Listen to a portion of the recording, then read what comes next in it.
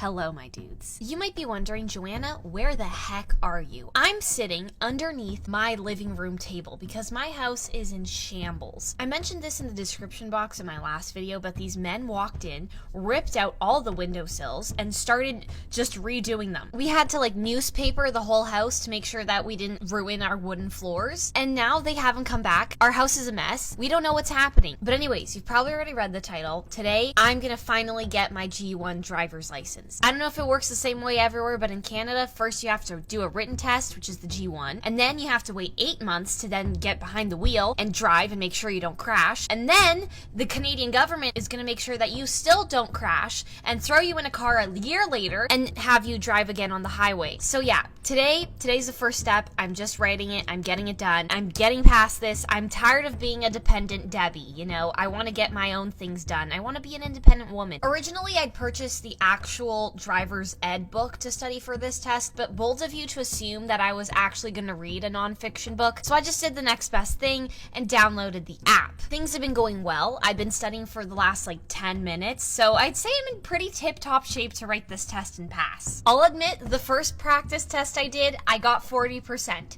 Not my proudest moment. But then, the last 3 tests I took, 100% idiot. If that doesn't get me into the next Fast and Furious, because let's be honest here, Vin Diesel is never going to stop Vin Dieseling, then I don't know what will. Nevertheless, though, I'm human, and I still have a couple points that I need to just watch out for when I'm taking the test, and I would like to share that with you now. Number 1, pedestrians always have the right of way, which honestly is offensive because I'm always right. Number 2, I can't have any alcohol in my system when I'm driving, which is going to be really difficult for me because we all know that I love to lay it on the whiskey. And number 3, I can't use my headlights to purposefully blind people on the road. Who came up with that idea? That was my main fighting point. Are you serious, right? But anyways, I'm going to keep on studying for a little bit, and then when it's around 9 a.m., we'll head out and get this thing done. This is John Cena signing out.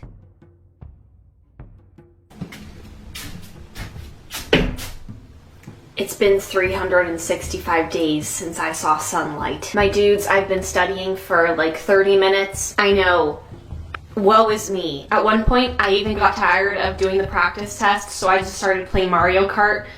I mean, it got the job done, I think, so. But in all seriousness, though, it's almost time to go. I did as much as I could possibly do with the practice tests. Let's get going. It was time to leave. I had done what I could in the books. My watch screamed at me that it was already 9 a.m., so I put on the most dapper outfit I could possibly muster. What can I say? I was not here to play games. The cowboy boots said enough. Yeah, my jeans were cool, but did you see those cowboy boots? Of course my shirt was comfortable. But did you see those thrifted cowboy boots that were $34 and originally from Capezio? Yeah, I was ready to get stuff done, and by that I mean gain the ability to wreak havoc on the road legally. And it was all thanks to those boots. They were giving me divine power. My feet were on fire. Okay, why don't we take 3 steps back there? But anyways, it was time that I head out and brave the obstacles that were ahead of me. A journey of the highest order was about to begin, but nay, I was not about to go through it alone. Turns out my friend Jade also didn't have her driver's license. Everyone, this is Jade. She was in my prom video and we've been friends for over a decade. She's one of my only friends, but we won't talk about that. We decided to tag team this madness together. We would defeat this monster in unison. Oh, how naive we were. So I bribed and kidnapped Jade, loaded her into the back seat, and off to the drive test location we were headed. I think it's a stop sign, isn't it? Did you just... Oh, this isn't sketchy at all. Ooh, let's drive that one. Can we just pick the car we want? If you pass any car and you can drive it. It was finally time that we entered the Lion's Den. We had parked the car, and 2 minutes later we were waiting in a line to get some form so that the scary government workers could make sure we weren't 2 walking butts that walked in with stolen identities. The line was slow. Abysmally slow. It might have actually been moving at 1 millimeter a minute. The only other thing of interest that happened here was that we found out the test cost 160 fat Canadian dollars. I'm sorry, I didn't realize I had to get scammed to be allowed to drive. Thank you very much. This was when things took a generous nosedive. So neither my dad nor I knew this, but apparently you had to bring your passport to be able to write the test. Did I know this? Nope, and frankly, it's entirely my fault. Of course you need government-issued ID to get a driver's license, Joanna. Have you lost your mind? So my dad and I made a very dramatic call to Mother Goose and asked her very nicely to come and drop off my passport. Okay, so here's the tea. Let me lay it down for you, okay? I didn't bring my passport, so now I'm asking my mom to come and bring it for me like a privileged, spoiled little teen. Your mom is the MVP. Actually. The GOAT. Yes. The goat. No, I'm fine. I'm so happy right now.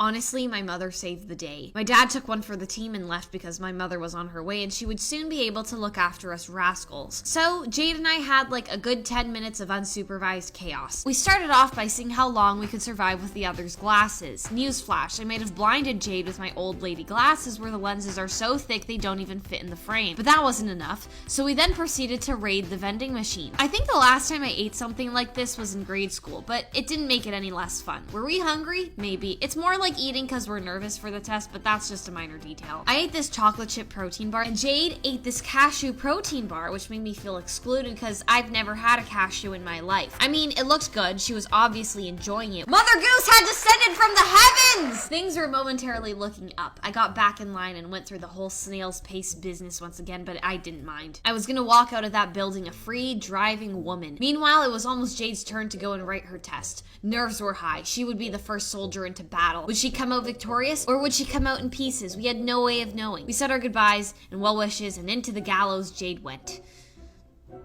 I never saw her again after that. I'm kidding, Jade survived. The test literally took her like no time and she got only one wrong. A feat attempted by many yet accomplished by few. We were ecstatic. If only I'd been in that room to see her disarm all of the intimidating questions with nothing more than her brain power. But alas, this did not take away from the fact that I still had a long way to go. I was ticket number 398 and they were still on 367. Oh my god, they just called number 396! The anxiety went through the roof here. I was heaving air through my lungs. I walked my little tushy up to the counter where they took photos, checked my eyes, smelled my breath, discussed politics, hypnotized me. I also paid that absurd fine to just take the test. Screw you for making my credit card bleed. And with that, my cowboy boots and I walked off to the examination room where all hell would certainly break loose. Nervous was I? Yes, but I had fire in my eyes. I destroyed the computers, broke the chairs, threw everyone out the window, and held the attendant hostage. I walked out of the building victorious. Through all of that muscle work, I had somehow managed to get my G1 driver's license. You know what, Mom?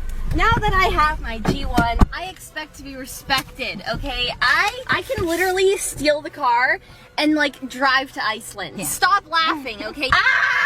Also, I want a car. Give me a car. It has to be pink. It has to have car lashes. It doesn't have to be a Tesla because I don't want to make Elon Musk's bank account even fatter than it already is.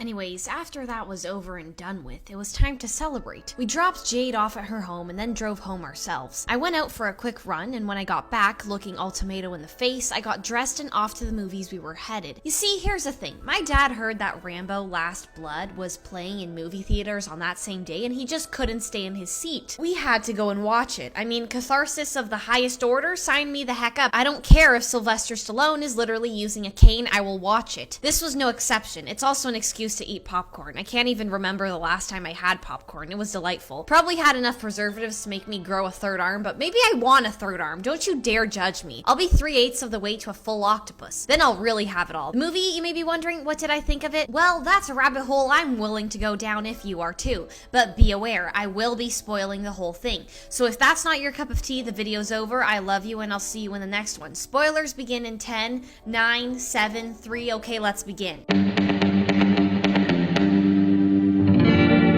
I think it goes without saying that, like every Rambo movie, this movie is not for those who want to analyze character development or plot construction. It's just 90 minutes of Stallone doing Stallone things. And as much as I myself can find it entertaining, I found a couple of aspects in the plot to be lacking. For instance, I would have appreciated some more character development on Gabrielle and Maria's parts so that we could actually sympathize with them. This is the first Rambo movie without an actual political storyline. For example, in the previous movies, he was fighting Burmese criminals or saving prisoners of war, but in this one, the conflict is on a much more personal level, and at the end of the story, it just seemed like he was killing for the sake of killing because not enough work was done to highlight the emotional toll that Gabrielle's death had on him. There are also some other minor issues with the plot. For example, the woman who saves Rambo after he gets nearly killed by the human traffickers does not return to the story, and her story is essentially forgotten. Another instance was that whole exchange between Gabrielle and her biological father. It was just awfully written and borderline cringy. I mean, I still really enjoyed the movie. Heck, I want a tunnel system under my house. I'd totally mess with that.